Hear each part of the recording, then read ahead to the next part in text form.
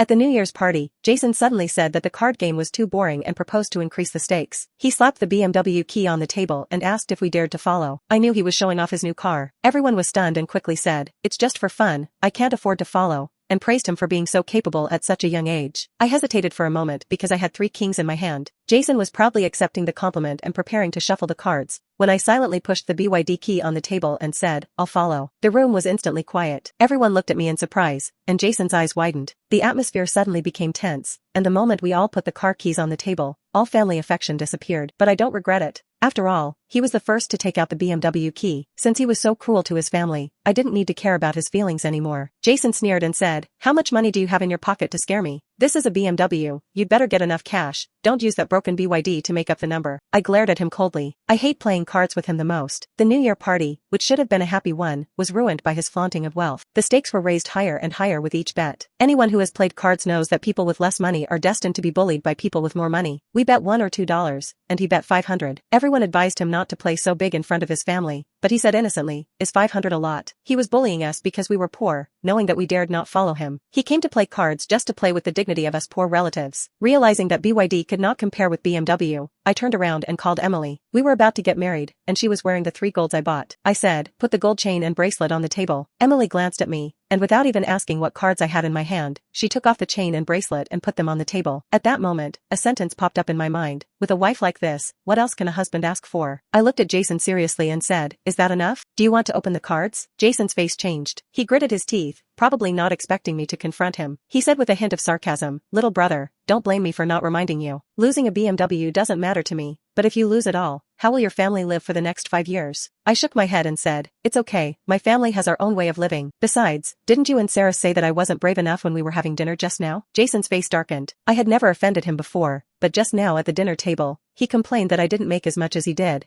and looked down on me for being too timid, unlike him who was already a boss. He was talking excitedly, and my dad handed him a cigarette, wanting to help him light it, but he didn't even block the wind. City people and girls may not understand what this means, but in the countryside, if the elders light a cigarette without blocking the wind, it means they are disrespecting us and humiliating my family in front of everyone. Everyone looked at Jason nervously, asking him if he wanted to open the cards. He took a deep breath and suddenly said, "If you want to play, play big, that's exciting." He suddenly slammed the cards on the table, covered them with a plate, and walked out the door. We sat in the house and watched him take out a small wooden box from the trunk of the BMW, carry it in and put it on the table. When we opened the box, it was full of cash. Jason said proudly, "300,000, do you want to follow?" Our movement had already alarmed the elders. Seeing Jason's actions, my uncle panicked and quickly said, "Are you crazy? This is a New Year's advance payment?" Jason smiled and sat down, saying nonchalantly, "It's okay, I can afford to lose. The question is, do you dare to follow?" I immediately understood Jason's routine. Playing poker, there is usually a cap to prevent the bet from being too large. But when Jason started playing, he deliberately said that there was no cap, and wanted to keep raising the bet until I couldn't follow and lost everything. Sure enough, he said to me arrogantly, "You don't want to back down, do you? If you can't follow, you can't withdraw the bets you placed earlier." My uncle also saw Jason's routine, couldn't help laughing,